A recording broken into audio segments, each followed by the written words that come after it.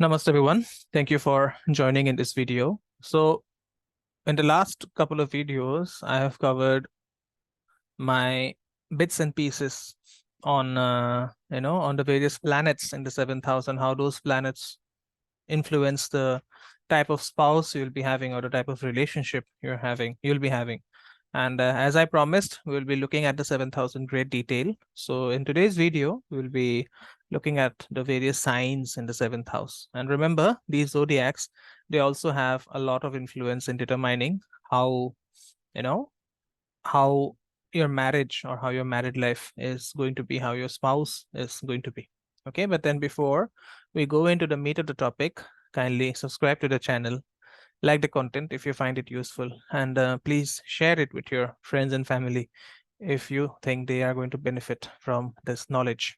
Okay, so if the seventh house is in the sign of Aries, then it is ruled by Mars, okay, and co-ruled by the sun, because the sun exalts in Aries, and according to Parashara, whichever a planet, if a planet exalts in any sign, then that planet rules the sign, co-rules the sign it exalts in. So remember that Aries is co-ruled by Mars and Sun because the Sun exalts in Aries, okay, and because of this, the marriage will be influenced primarily by Mars and secondary, by the Sun on a secondary basis. So Aries is all about independence, and the sign in the seventh house having the sign of Aries suggests that the spouse will be an independent person and will always put personal interests first. And these people, they will usually decide on long-term relationships for a very long time, okay, preferring short but stormy novels to them. And for those who are destined to be their partners, such a partner will have to constantly impress and challenge these people in a relationship, okay. And these people usually will obey what will regularly test their strengths and turn out to be stronger than them, okay. So the seventh house having the sign of Aries indicates that these people prefer being active, enterprising, and athletic when it comes to marriage, when it comes to choosing partners, okay. And these people will find it difficult to build a strong alliance with a person who is creative, or who is dreamy, or who is an intellectual, okay. So if you have the seventh house, if you have Aries in the seventh house, then people who are creative, who are dreamy, will seem that they are weak and unadopted to life, okay.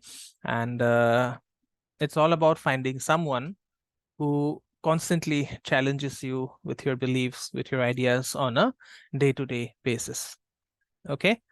Now, if the seventh house is having the sign of Taurus, then remember that Taurus is ruled by Venus, but Taurus is also the place where the moon exalts. So Taurus is co-ruled by Venus and moon, okay. And if the seventh house of your zodiac is ruled by Taurus, then in marriage, you'd want bodily comfort, warmth, and tenderness, okay. And the Taurus is about the traditional gender division of roles, okay. A woman will not work or will not do something for fun. Such a female would carefully look after herself, her husband, and children, and would manage resources efficiently, try to run a household efficiently. And for these women, the husband is usually a breadwinner who financially provides for the family, okay.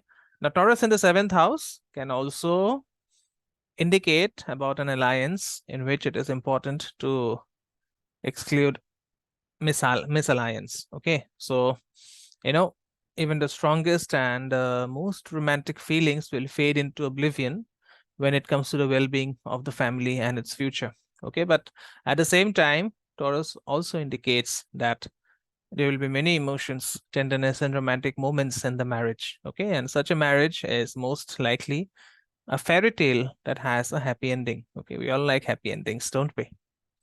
Okay, so if the seventh house is having the sign of Gemini, Gemini is ruled by Mercury, okay. Gemini is ruled by Mercury, and with this position of Gemini in the seventh house, the most important thing for that native will be the ease of communication and taking short distance trips jointly. Okay.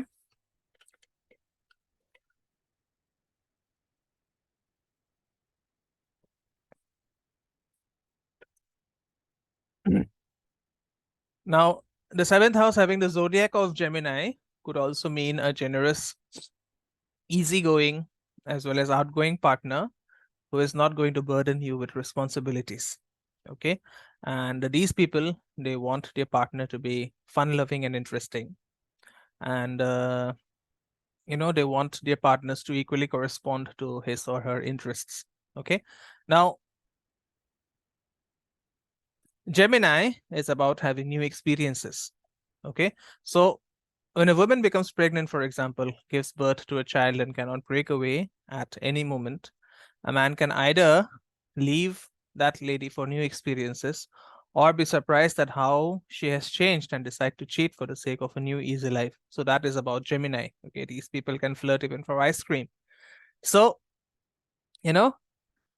if you have this in the seventh house, if you have the sign of Gemini in your seventh house, it is important either to immediately take the position of of a parent, or be child free. If you think that a child is going to burden you with responsibilities, then mutually decide not to have a child. Okay. But if you are going to have a child, then constantly prepare your partner as well as yourself for the role of a parent, which is one filled with responsibilities. Okay. Now, if the seventh house is having the zodiac of Cancer, so Cancer is co-ruled by Moon and Jupiter because Jupiter exalts in the sign of Cancer. And those who have, the house of Cancer in the seventh house of their chart, then they expect care, acceptance, and understanding from their partner. Okay. For these people, loyalty, family, and common values are very important. Okay. And if you don't share a bit of your life with your partner, or if your partner does not share a bit of his or her life with you, it is often equated with betrayal. Okay. Now, Cancer, people having their seventh house in the sign of Cancer shows that these people will be in creative professions and will be very sensitive in your own ways. Okay. And if you are a female having the seventh house as Cancer, then you will not consider emotionality, jealousy, and other manifestations of male sensuality as a disadvantage or weakness. Okay. And I've seen this happening with people having having Cancer in the zodiac in their seventh house, that these people can easily sideline their career to help their partners achieve his or her goals, provided the partner constantly praises him and regularly shows signs of attention. Okay. And next comes the sign of Virgo. Sorry, next comes the sign of Leo, and Leo is ruled by the sun only. Okay. So if you're having Leo as the zodiac in the seventh house, then your marriage will be bright and passionate like an endless holiday. But, for you, the success of your spouse will be considered as an indicator of your status. Okay. And simply put, the more rich, the more handsome, the more successful your partner is, the more handsome or more beautiful and more successful the partner is, the better the marriage becomes. Okay. Now, on the flip side, this position may indicate that, you will agree to marry someone only if that someone allows you to fully shine and reveal your talents. Okay. And people having the seventh house, people having the sign of Leo in their seventh house, show that, in such a marriage, only that person, only the specific person, only the native will be in the spotlight. And such an attitude is, of course, very welcoming. Okay. For the spouse as well. Right. But then remember, these people are very competitive. And if the spouse, if either the husband or the wife surpasses the native in some area, then these people can suffer from a lot of jealousy issues. Okay. What if the seventh house is ruled by the sign of Virgo? In that case, Mercury becomes the ruler of this marriage. And Virgo is always about being choosy. Okay, Virgo is always about considering the material capabilities of the partner, how industrious the partner is, how accurate the financial goals are. Okay, and you know this placement usually indicates that the native will be interested in intellectual battles and will often make a choice in favor of a smart, well-read person, perhaps even getting to know that person at some game or forum to discuss difficult issues. Okay, and Virgo is all about materialism. Okay, so it is very important for the native that the partner is homely, not poor, not bankrupt, not insolvent, and at the same time much restrained. Okay, so if you have this placement, if you have Virgo in the 7th house, then it'll be pleasant for you to consider that you are the only one who evokes a storm of emotions in an outwardly cold and detached partner. Okay, so this will be it in this video. In the next video, we'll be covering the remaining signs from Libra to Pisces. I hope it resonates with you, and if it does, please leave behind a comment in the feedback section. And in the next video, I'll take you through the remaining signs and how they impact the 7th house of marriage.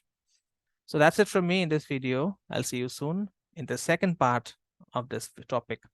Namaste. Om Guruve Namaha.